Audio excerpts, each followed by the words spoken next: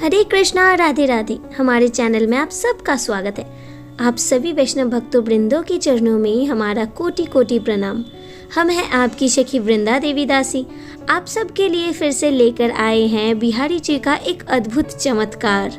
हाँ जी, बिहारी जी हमेशा करते हैं अपने भक्तों के साथ अद्भुत अद्भुत लीला, जिसे जानकर, जिसे सुनकर हम सदा ही प्रसन्न हो जाते हैं। जैसा कि हम सब जानते हैं, अभी चंदन यात्रा महोत्सव चल रहा है। तो चलिए आप सबको श्रवण कराते हैं चंदन यात्रा का ही एक बहुत ही प्यारा सा और सुंदर सा लीला, जो बिहारी जी ने अपने भक्त के साथ किया था।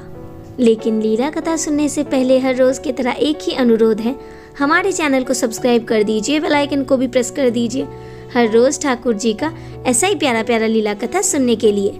वृंदावन से कुछ दूर एक वृद्ध महिला अपने पति के साथ रहती थी। वो वृद्ध महिला हर रोज बिहारी जी को दर्शन करने आती थी पैदल चलकर, और उनके पति खेती बाड़ी करते थे, जिससे उनका जीवन बहुत ही अच्छे से गुजर रहा था। मैया बिहारी जी की परम भक्त थी। बिहारी जी को एक दिन देखे बिना उनका मन ही नहीं लगता था, उन्हें बिल्कुल भी अच्छा नहीं लगता था। सुबह सुबह वो खाना बनाती और अपने पति को खेत में भेज देती, और उसके बाद ही वो बिहारी जी को दर्शन करने पैदल चलकर आ जाती मंदिर। ऐसी ही बहुत खुशी खुशी दिन गुजर रहा था। लेकिन कहते हैं ना, भगवान भी कभी कभी भक्त का परीक्षा ले ही लेते हैं, और कभी कभी भक्त के साथ लीला करने के लिए कुछ ना कुछ लीला तो वो रच ही देते हैं। तो ऐसा ही हुआ बूढ़ी अम्मा के जीवन में। उनके पति जब एक सुबह खेतों में काम करने जा रहे थे, तभी अचानक से ही काम करते करते उनके पैर में चोट लग गया, जिस कारण से वो बिल्कुल भी ठीक से चल नहीं पा रहे थे। जब मैया को ये बात पता चला तो वो भागते भागते खेत में चली गई और अपने पति को सावधानी से घर पर लेकर आई, और उसके बाद उन्होंने अपने पति को डॉक्टर को भी दिखाया। डॉक्टर ने उनसे कहा कि आपके पैर में बहुत ही ज़्यादा घाव है, जिस कारण से आपको अभी 1 महीने का आराम लेना पड़ेगा। उनके पति के पैर में ऐसा घाव था कि वहाँ पर स्टिच भी किया गया था, जिस कारण से डॉक्टर ने उन्हें बिल्कुल भी चलने से मना किया था।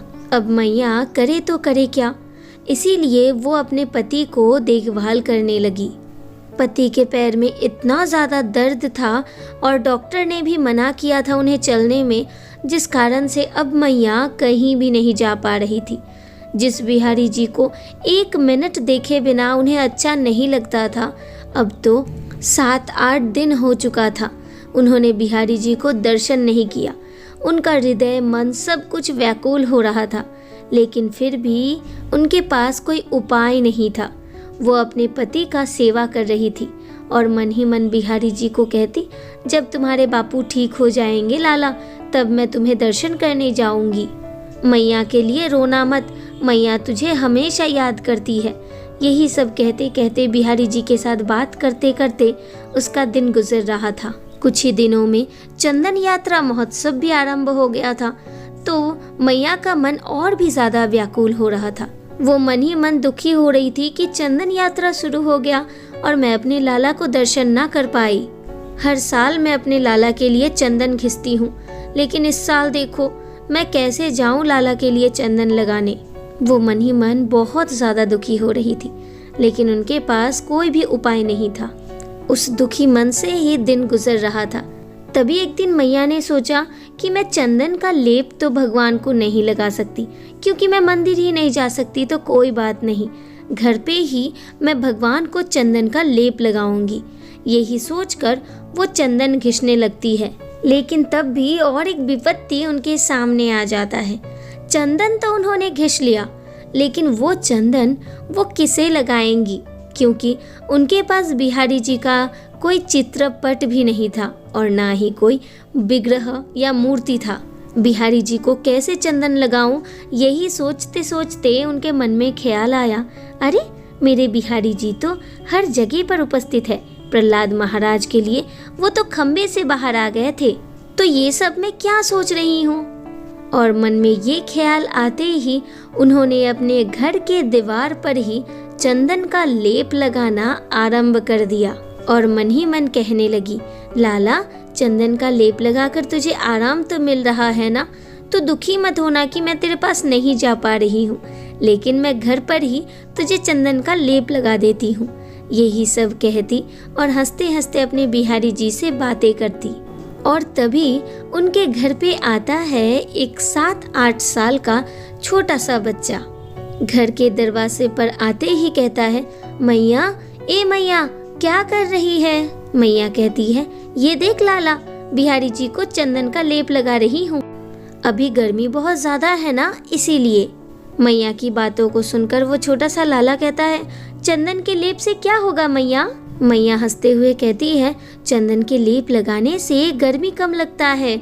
लाला कहता है, अच्छा ऐसी बात है, तो फिर मैं तो कितने धूप में आया हूँ, मुझे भी बहुत ज्यादा गर्मी लग रहा है, क्या तुम मुझे चंदन का लेप लगाओगी मैया?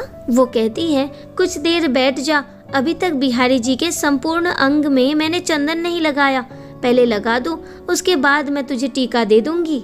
लेकिन अब तो बच्चे को कुछ नहीं सुनना था, वो बस बार बार कहने लगे कि नहीं, पहले मुझे दे दो टीका।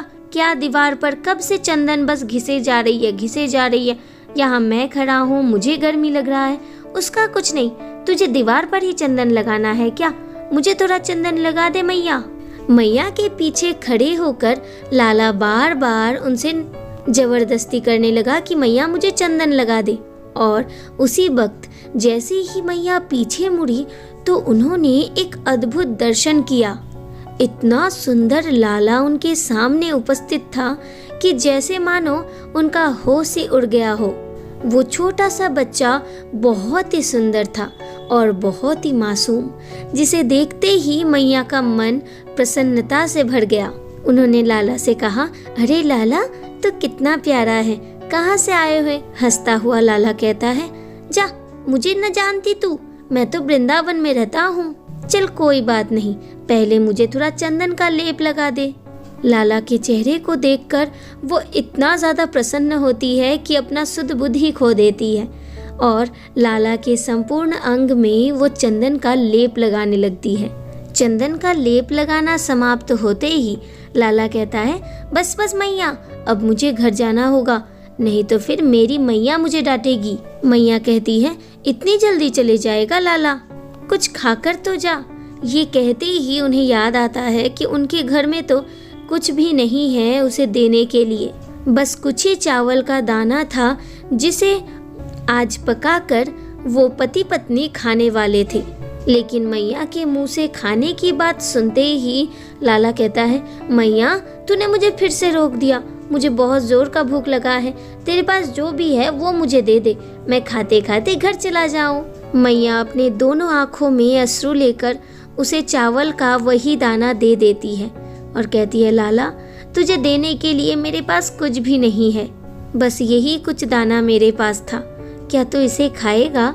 लाला हंसते हुए उसे अपने हाथों में लेते हैं और कहते हैं, हाँ हाँ मैया, इसे थोड़ा थोड़ा करके खाऊंगा ना तो बहुत मीठा लगता है, चल मैं ये खा लेता हूँ और अब मैं जाता हूँ। यही कहकर लाला चल पड़ते हैं। मैया दरवाजे पे खड़े होकर लाला को देखने लगती है और तभी दूसरी तरफ बिहारी जी के मंदिर में घटित होता है एक अद्भुत घटना।